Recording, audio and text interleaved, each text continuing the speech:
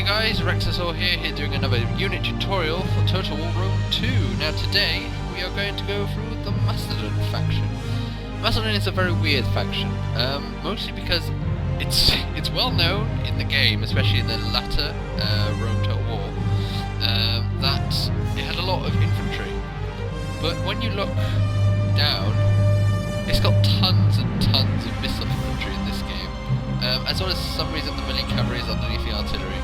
But let's not let that phase us, and let's go through the units as I always do. Now for the generals for Macedon are incredibly expensive. They are all incredibly expensive, but they allow you so much choice. It's just mind-boggling. So you have either your companion cav, which I would strongly recommend and what I will use. That's just because I'm a cavalry general kind of guy. I like having my general rush towards the enemy, or where the lines are supposedly going to break, and maybe do a rally or an inspire. However, you have a choice between shield bearers, which are basically pikemen, or between royal peltasts, which is weird because they're peltasts, but they count as melee infantry. They are incredibly good at melee if you look at their melee stats. 69 melee attack, 55 weapon damage. It's pretty good, especially for 120 men as a general. So, although these definitely will be behind your line because a Macedon line will be full of pikes and spears, these are definitely really good viable choices. If you like to do with my general, like I like to have him at the back, ready to strike when he's most needed, or to run very fast towards the places breaking, maybe do a little side attack, what is it called, flanking attack. I like doing it with cavalry because obviously with cavalry you can do hammer and anvils, and it's just a free cavalry slot which you're getting. But royal peltasts definitely are the thing. They also have spears, obviously, so they're really quite good. Next you have your foot companions. These are basically just companions on foot, as the name would suggest, really. But these are basically just companion calves with spears. They're not as good if you look at melee attack and weapon damage as the royal peltasts, but they have more melee defense and more armor by 10. So, it's not really much difference. I want to see what this is. Apparently they have something called shield wall. Oh, that's cool. So instead of having a sort of phalanx formation, they have something called a shield wall, which I would assume is exactly what it means, a shield wall. So it looks really good. They've also got encourage, which is nice that these guys have encourage. They do also. So yeah, but I'm going to go for a companion cavalry general because I'm a cavalry general kind of person. That's my personal opinion. Melee infantry now. You have thorax swordsman or royal peltasts. Now both of them are actually incredibly good, but the royal peltasts are immensely good but cost millions. They cost 920, but that's still pretty expensive. But judging by what they have, they just have encourage more. These guys actually have shield wall as well. So I'm very torn between the two. I'm going to choose melee infantry later, I think. I'm going to see how much money I've got left. I'm going to choose them maybe last. Now, you have a choice between either spear or pike infantry. You can use both, obviously, but for a Macedon, you want to choose pikes over spears at the beginning, and then go for spears after. Pikes will hold up most of the enemy infantry, while spears will go for the cavalry, maybe flanking, as you'll see when I do my setup. Now, we have both foot companions, thorax pikemen, or levy pikemen. Right, I'm going to pick 2 pikemen units. Oh, that's 3. Well, it looks like we'll be picking 3 pikemen units. And I'm not going to have any foot companions. They are incredibly expensive for what they are, and I think, they don't really deserve a place in my army. So I'm just going to pick thorax pikemen instead. So there's 6 units right away. I am then going to put some hoplites on the flanks, and then I'm going to go to my missile infantry. Now there is so much choice. You either have javelinmen, slingers, archers. You have the basic 3, and they are very cheap and probably do the same thing. You next got Agrarian Axman, which are throwing axes. I don't know, I've never seen them or chosen them, so I don't really know how effective they are, but judging by their range, it's pretty poor. They have the same range as javelinmen actually, and the missile attack damage is a lot more, as well as 8 shots per minute, which is the same as a javelinman. They have Same ammunition, they have a bit more melee attack. I don't really see the point in having these, to be honest. They can have flaming axes, apparently. That's pretty amusing. Well, these cannot, so I guess that's something, but then again, so can these archers have flaming. But for a Macedonian army, I'd probably go for either light peltasts and some Rhoderian slingers. So we're going to have 3 of those. 2 slingers. Do I want normal slingers? I want normal slingers. I'm going to have normal slingers, because they're still armor piercing, so there we go. Right, next we have the Cav. The Cav is amazing. You have a lot of missile cavalry, but I'm not going to choose them because a lot of people will disallow missile cavalry in the use of battle. But for our shock Cav, we have a lot of awesome stuff. We have Sarissa Cav, Thessalian and Companion. And, well, Sarissa is obviously pretty shoddy, but quite fast. You've also got a Trample ability, which I think everyone does.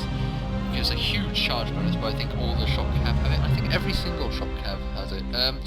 I'm going to choose Thessalian, and I'm going to pick 2 units of those because they're freaking awesome.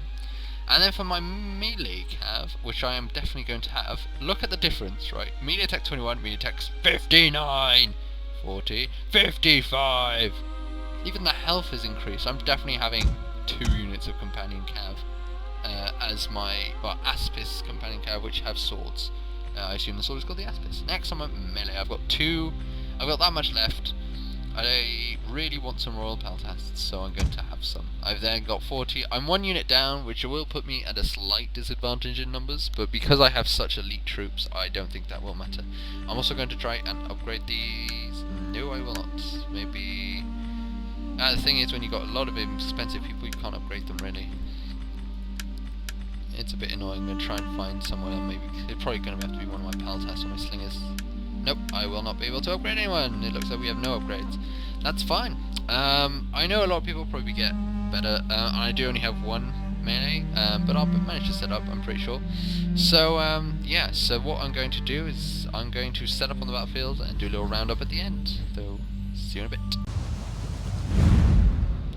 Okay guys, here is my setup. So at the front I've put my slingers. They're just there, well, mostly so A, they don't hit my own men, and B, so they could be used as cannon fodder. They don't really have that big of a range, really, if you can probably not see that, but they don't have a big range. Next we have my Peltasts. Peltasts have huge shields, and that's why they're slightly better than Javelinmen, mostly because they can actually take enemy fire. I'm pretty sure I went through this with Carthage last week. Obviously, light Peltasts will be having less armor, but still the big shields are helpful, as well as if you have heavy Peltasts instead, maybe knock back a few units down here, maybe take a bit less Pikemen, just take some less Thorax Pikemen, take a bit more Pikemen. You can take heavy Peltasts, which have much heavier armor, much bigger shields, and I think have a little bit more melee attack. So it is something to consider, but they are in front of my Pikemen. Oh, well, there we are, zoom on Pikemen. As you can see, Pikemen have huge pikes, believe it or not. And I've put my Pikemen on one flank, and my Thorax Spectre on the other. They are all placed in phalanx formation, so that when the battle starts they will go down in phalanx formation. Now you can't really tell when they're in phalanx formation when you set up. If I look there, well, you sort of can actually, one has some spears, the other one doesn't, but when they start moving they do have their phalanxes out and they're in phalanx formation, etc, etc. To the flanks I put the hoplites. They are not in phalanx formation. This is so that they can move slightly ahead of the army, protect these guys, also so that they can easily be moved. I wouldn't put them in phalanx unless the enemy is infantry heavy, and which then probably should go in phalanx. Now hoplites are actually, to some degree, have better stats than pikemen, so keep that in mind. They are actually practically the elite troops of this battle. They are also the only melee infantry there, well, spear infantry. For melee we have a Royal Peltast. I put them here so that, as you can see, the A of E Inspire or Encourage actually hits the cavalry on the flank here, which I've put my melee cav, my Aspis companion cav. They are on one flank while my shock are on the other, who are not in range of my companion cav because I have not put them there, but they should sort of be here. There we go. For the setup anyway. this is so that, well, these guys are basically just going to scare the enemy. He's going to see there, he's going to go, fuck, there's 2 cavalry. I always like having 2 cavalry flanks, so that the enemy doesn't know where to go, which one I'm going to hit with. Obviously, my shock cav will probably be the most menacing thing for him, but melee cav, although they're not as good, they probably take out their cav pretty easily. So if they see shock cav there and send it over here, you can always do that. If you have some sort of cover, I sort of picked a map which there is no cover. I basically just picked a random place on the map. And but I would hide your melee infantry, your melee cav, not your normal cav. Mostly because the enemy will not know, you know, if that's all your army or not, if you're hiding them or whatever. But yeah, that's my setup. The way this plays really is you move forward, you strike with your skirmishers. There we go. Then you fall back. You want to take the charge from your enemy. Maybe stand back, try and get the high advantage, high hill. Strike them with your cavalry. Have sort of an offensive cavalry and a defensive infantry, that sort of thing. You take enough skirmishers to be a pain, so that they do need to come close, and then when they're close enough, they might as well charge your pikemen. But yeah, that's sort of how you play a Macedonian army. Next week we shall be going to the barbarians with an Iceni army. So hope you enjoy. Thanks for watching, and ta-ra!